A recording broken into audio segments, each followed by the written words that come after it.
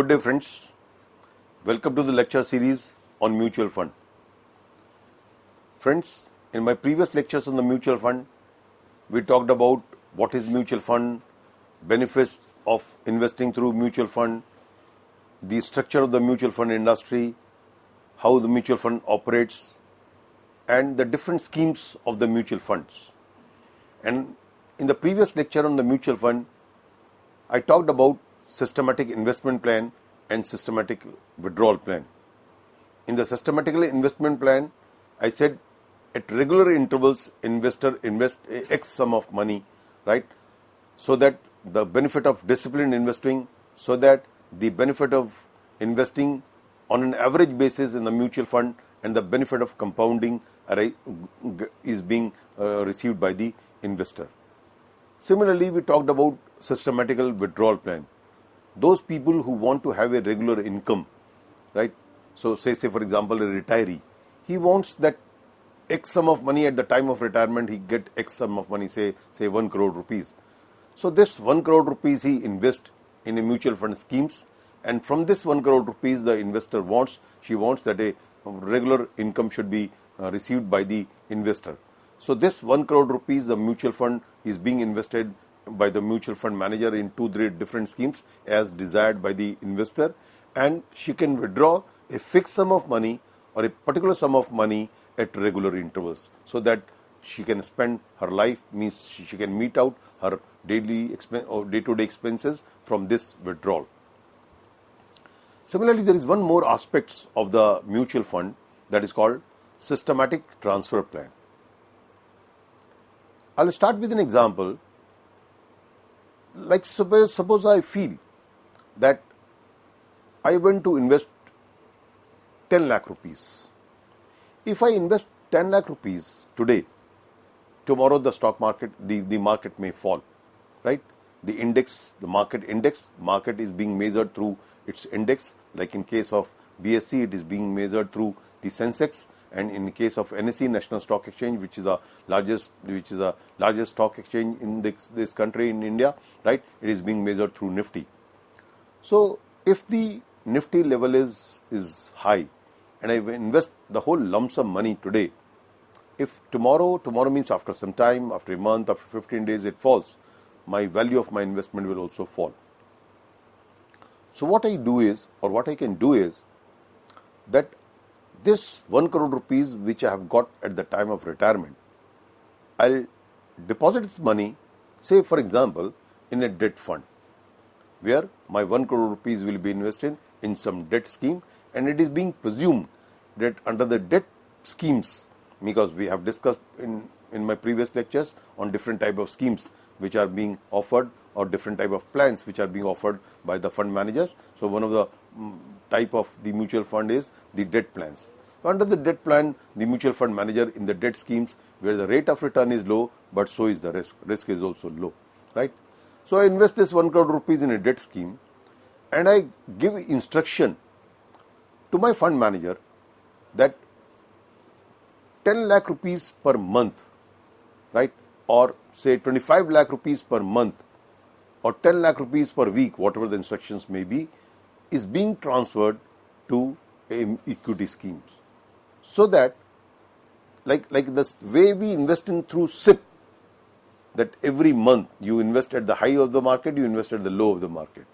So instead of investing 1 crore rupees in one go, you are investing 1 crore rupees in the debt scheme, which is considered to be the safe scheme, where the level of fluctuation in the value of the investment is less, and where the return is also nominal, means you don't get very high return in the debt schemes. You earn normally the way you get the return on the fixed interest securities, like fixed deposits, bank deposits, right? Slightly higher than the bank fixed deposit.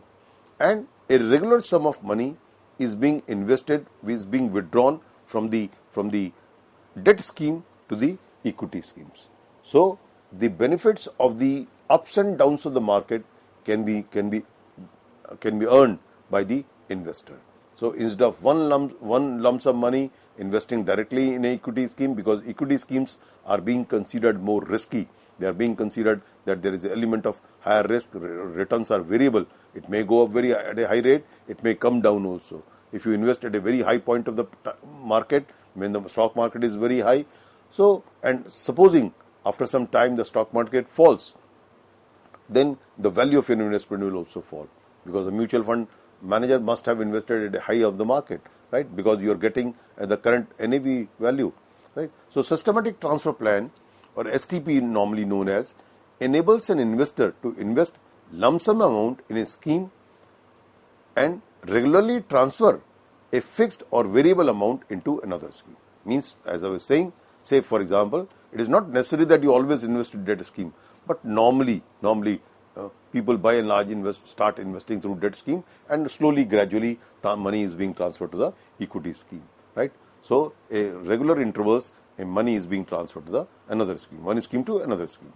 So, in case of a volatile market, as I was talking to you, STP helps the investor to periodically transfer funds from one scheme, source scheme, which is the main scheme in which you have transferred the lump sum money, to another, means say equity scheme, which is called target scheme, and help them to save the effort and time by compressing the multiple instructions required for redemption from the scheme to invest in another scheme into a single instruction. Means what you will do, you will every time withdraw some money, then you will invest in some other scheme, right? So instead of this multiple instructions, you give just one instruction that I am investing 1 crore rupees, and at regular intervals this scheme money will go to the equity schemes. So there is no need of multiple instruction. There is one instruction through which the money will be invested from debt scheme to the equity schemes. Systematic transfer plan enables an investor to invest lump sum amount in a scheme and regularly transfer a fixed or variable amount into another scheme I have just talked, right? So in case of a volatile market, helps the investor to periodically transfer. This I have already told, right? So transfers are usually made from debt funds to equity funds if the market is doing well, and vice versa if the market is not performing well, right? So this is basically how the STP works. I mean, there are different types, you can say, of STP. Fixed STP. In a fixed STP, the investor transfer a fixed sum of money from one investment to another. That is, I was saying when I was talking about the STP, 1 crore rupees you invested, and you give instruction that 10 lakh rupees every month is being transferred to a equity scheme, right? So it is fixed STP, right? So a fixed sum of money is transferred from one to another. It may be variable also, that different point of time, depending on the volatility of the market, depending on the level of market, the mutual fund manager, either he makes a call or you make a call that this much money is being transferred to the other scheme. Capital appreciation, STP. So in capital appreciation, this is another type of STP. In capital appreciation STP, the investor takes the profit part of the investment, of one investment, and invest in the other. I was saying you invest 1 crore rupees.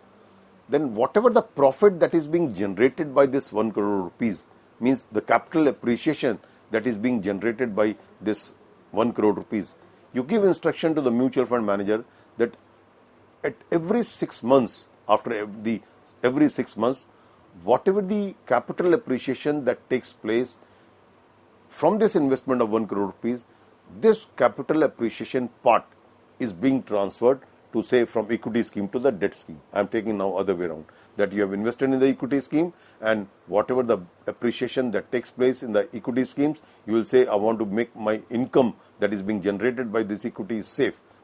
Safer, I would say, more safe than the equity scheme, right? So I will transfer this money in a debt scheme which is considered as a less risky as compared to the equity investment, right? So it is called capital. Means you will be transferring the money, that money only which has appreciated. Means 1 crore is the initial investment. So if it becomes 1 crore 5 lakh, say 6 lakh after 6 months, so 6 lakh will be transferred to the equity scheme from debt scheme, or vice versa, whatever your instructions may be. This is called, and friends, this is very, very important. that whenever I am using the word time and again we are using it appreciation, increase. Friends, every investment, even through mutual fund, is element of risk is involved in it. Whenever saying means it will go up, the capital appreciation, it may fall also, right? So if it falls, your value falls, your 1 crore rupees investment becomes say 98 lakh rupees after 6 months. The stock market falls, and if you have invested in the equity scheme, your value may fall also. In that case, if it is a capital appreciation STP, nothing will be transferred from equity scheme to the debt scheme, right? So only if the appreciation takes place, then the amount will be transferred in the other scheme. And there is another type of STP which is called flexi STP. In flexi STP, the investor has a choice to transfer a variable amount, right? So it is not fixed amount, it is a variable amount. The fixed amount will be the minimum amount, and the variable amount depends upon the volatility in the market. That is, a fixed amount will be transferred, or if the variable amount means depending on the variability of the market, the amount will be transferred. This is called flexi STP. So these are the 3 different types of STPs normally through which you mix your investment. Now, after talking of systematic transfer plan, I am going to talk about net asset value. Friends, whenever you are investing through mutual fund, any investor who invests in the mutual fund, right, must know the concept of net assets value, how it is being calculated, how it is being derived. This is very, very important to understand. See, like in the case of equity shares, we say there is a nominal value of the share. In India, normally it is either rupees 10, 5, 1, right? So that is the nominal value of the share. Similarly, when you are investing in a new scheme of the mutual fund, we call it NFO, right?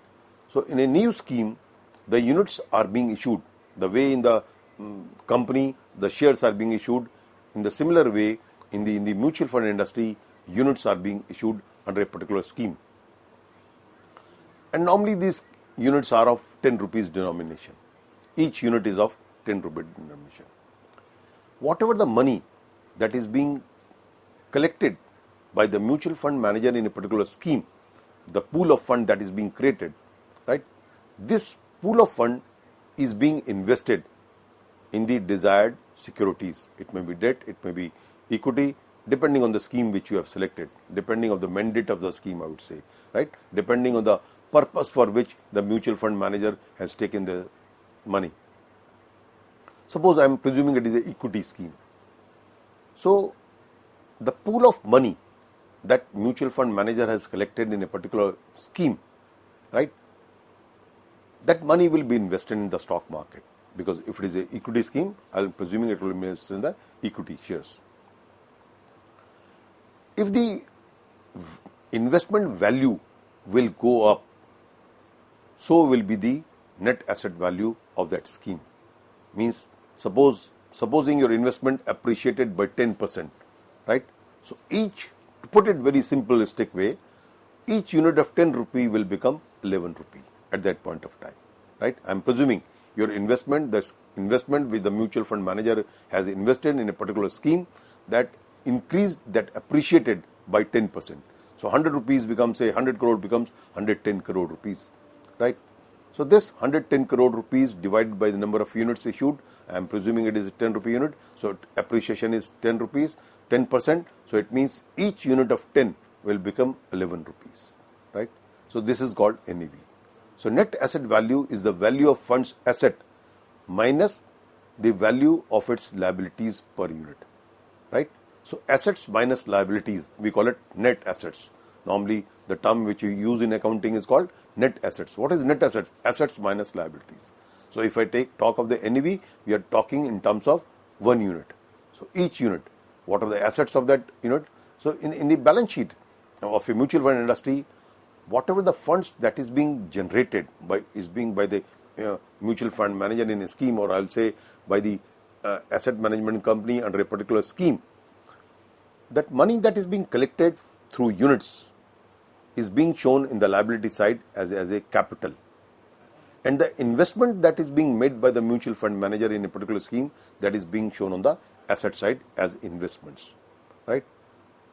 And when you are running a mutual fund house, you are spending money also on its running expenses and various other administrative expenses, advertisement expenses, hiring of the experts. So all these expenses will reduce your value of assets because you are incurring the expenses. Anyway, I will be talking of this. So how the NAV is being calculated. So net asset value of the fund means net assets, total net assets of the value of the fund, or when I am using the word fund means the scheme, divided by number of units outstanding, means whichever the number of units, whatever the number of units that has been issued, that is outstanding on a particular day, right? So the total assets minus liabilities, that is called net asset value of the fund, divided by number of units outstanding, that is called NAV per unit. So where net assets is equal to market value of investments. Suppose it is a pure equity schemes. The mutual fund manager has invested in equity. So on a particular day, whatever the value of its shares in which they have invested, that is called market value of investments, plus receivables. Supposing the manager has, or under the scheme, there are certain receivables, like in form of bills receivable, right? Plus accrued income.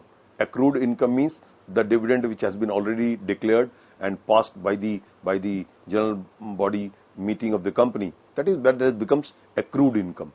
All right, income that has become due but not received till date. Right, this is called accrued income.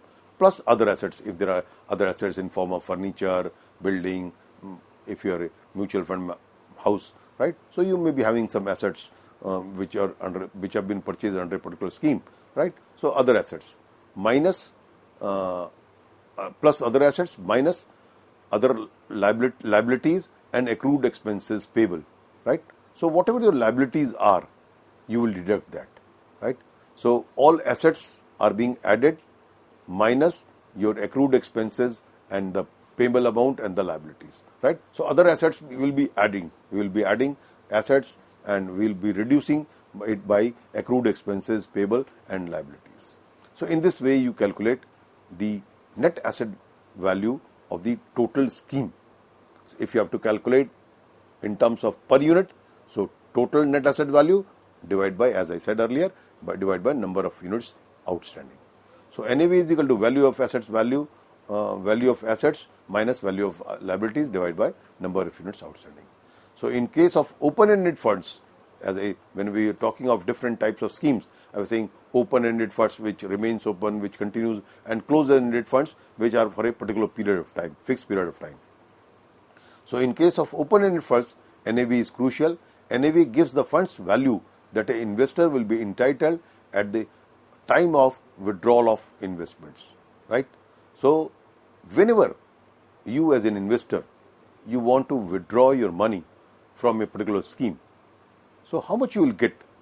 Number of units which have been issued to you multiplied by the NAV of the unit, net asset value per unit. This will be the money that will be. Supposing you have invested 1000 units, right, in a particular scheme. I am not naming a scheme, I am just saying presuming a particular scheme. And 1000 units are in your name. So if today the unit is the NAV of the unit, to take the figures simple, I am presuming that NAV is 30 rupees. So what you will be getting is 30 rupees multiplied by the number of units which are there in your name. That money you will be getting. Or you can withdraw it partly also. So whatever the units are there in your name, right? So multiplied by, suppose you want to withdraw 50% of it, 10%, suppose 1 lakh units you are having, and you want to withdraw only 10,000 units, 10% of it. So 10,000 units multiplied by NAV of it, you will be getting the money. That much money you will be getting. Now, after talking of this, one important aspect of the mutual fund industry is cost of mutual fund. While investing in the mutual fund, friends, in any of the scheme where you invest, you must see what is the expense ratio of that scheme. I'll be telling you just now what is the expense ratio. Means what is the percentage of expenses of the total value of that scheme. What it implies is that whatever the value of that scheme, say in a particular scheme, the asset under management of that scheme is say 10,000 crore rupees. Friends, this is the value of the asset that is being managed on in a single scheme by the mutual fund managers these days. The amount may be more, amount may be less. I'm just giving you a ballpark figure. It's not a fixed figure, it's just an imaginary figure. So, what are your expense? Because whatever your expense will be, that will be reducing the value of your NAV. More is the expenses, less will be the NAV. Because the expense will affect, as you know in the business, I mean, either you increase your selling price, or if you want to increase your profit, you reduce your expenses. If you reduce your cost, you reduce your expenses, your profit will go up, your cost remaining the same, right? Your sale, your revenue remaining the same. Similarly here also, that mutual fund manager invest in the mutual funds, right, in the stock market, supposing it's the equity scheme, and the capital appreciation takes place due to increase or decrease in the stock market. But if you keep your expenses, if the fund manager keeps its expenses at a low level, certainly the NAV will go up, right? So we are always interested in knowing what is the expense ratio of that scheme.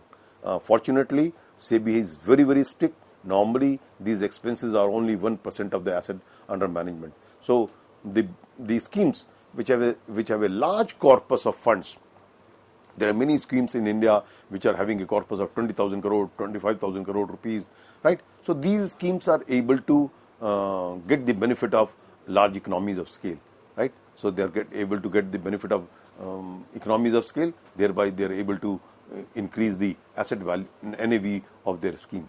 So let me discuss what is this cost of mutual fund. So cost of mutual funds may be in two forms. One is the initial expense, means when you come out with a new scheme that you establish at the time of establishment of that scheme, right, you attribute various establishment expenses, right? So this is called the establishment expenses. The other is ongoing expenses. When you are running a scheme, you have administrative cost, you have office expenses, you can understand there are various office expenses that are being incurred, right? Plus, there is a lot of advertisement that takes place. You have to advertise your schemes. How do investors will come to know about your schemes? It is through only advertisements. So these normally mutual fund managers or the mutual fund houses gives advertisement through various channels, through various media, right? So that the people can come to know about the scheme. So it is the advertisement cost, administrative cost, employees cost. You have hired people, you have hired experts who will manage the schemes. Mutual fund manager is there, the different stock market analysts are there, or I would say investment analysts are there. They are highly professional people. They are being paid very high amount of salary, right? When I say high means is a good amount of salary, then only you can get the best of the best people of the industry. So there are employing costs, there are administrative costs, there are advertisement costs. So all these two types of expenses, initial expenses and the running expenses you incur. So this becomes your expense ratio. Expenses ratio means expenses divided by average assets under management, right? So when I say about the average asset means the asset in the beginning, asset at the end, right, divided by 2. That becomes the expense ratio. So lower is the expense ratio, better it is. Higher is the expense ratio, it will going to make impact negatively on the net asset value of that scheme. That's why we say whenever you invest in a particular scheme, you should see that what is the expense ratio of that scheme, right? So supposing I'm just taking a very simplistic example. The NAV in the beginning is 26 rupees. NAV at the end of that period is 30 rupees, right? So during the period, it incurred expenses at the rate of rupees 60 paisa per unit. So find out the expense ratio. So simply expenses divided by average assets under management. So 0.60, that is 60 paisa per unit, divided by 26 plus 30 divided by 2, right, into 100. That comes to be 2.14. Friends, this is 2.14, but let me tell you, SEBI is not allowing even at this expense ratio under the schemes. It is normally around 1%. So returns from the mutual funds. So in what way you get returns in the mutual fund? You get returns in form of dividend, you get returns in form of capital gain disbursement, means under the mutual fund scheme, if there is any capital gain that is being dispersed to the shareholders, and the thirdly, change in the NAV. When I say change, if I talk of the benefit, whenever there is an increase in the NAV, that is the benefit that accrued to the unit holders. So return from a mutual fund may be computed as follow: dividend plus capital gain plus NAV in the beginning, NAV at the end, divided by NAV average NAV in the beginning into 100. So means, again I am repeating, dividend plus capital gain plus the difference of NAV at the end minus NAV in the beginning, right? So if it is a positive, certainly your return will go up. If it is negative, your return will come down. Divide by NAV in the beginning, right? So in this way, you calculate the percentage of return which you have got in a particular scheme. Right? I'm just taking a very simplistic example. NAV at the beginning is, say for example, is X sum of money. A mutual fund has a net asset value of rupees 70 at the beginning of the year. During the year, a sum of rupees 8 was distributed as dividend besides rupees 5 as a capital gain distribution. Means dividend income is 8 rupees, capital gain is 8 rupees. At the end of the year, NAV is 73. So it started with 70 NAV, it closes at 73 NAV at the end of the year. So what is the return of that scheme? So I will say 8 rupees of dividend plus capital gain 5 rupees plus 73 minus 70, that is NAV in the end minus NAV in the beginning, divided by the NAV in the beginning, that is 70 rupees. That comes to be 22.85%. So it means if you have invested in, if an investor has invested in this scheme, the return per year return or the inner return in that year is 22.85%. So in this way, friends, you invest through, you get the benefit through investing in the mutual. So in the last, very quickly, let me tell you, what are the considerations before investing in the mutual fund? What the factors you should consider while investing in the mutual funds? You must have a concrete investment objective in mind. That why you are investing. You want that when you retire, you must have this sum of money, corpus of money. This objective, this is one objective. You want that you should have a money for your children's education, for higher education, or for your children's marriages, social purposes, right? So what is your objective? Must keep your objective in mind. Calculate the value of your objective, means how much you money at that point of time. I am saying at the time of retirement, I must have a corpus of this sum of money, considering inflation in mind, that so that I can meet out my expenses when I will not be earning. When I will not be in the age when I will be earning, I can meet out my day-to-day expenses, right? So setting a timeline. What is your timeline for investment? 5 years, 10 years, 20 years, 30 years, right? Setting a timeline. Doing research and taking advice. You must make research that in which scheme you should invest. Either you invest, you decide your schemes directly, or you can take help of any financial advisor for investing. And lastly, selecting the right scheme. With the advice of the financial advisor or by doing your own scheme, own research, you take the right decision that under which scheme, depending on your objective, depending on your risk profile, depending on your time horizon, you should invest. This is the method of investing through mutual funds. Thank you very much.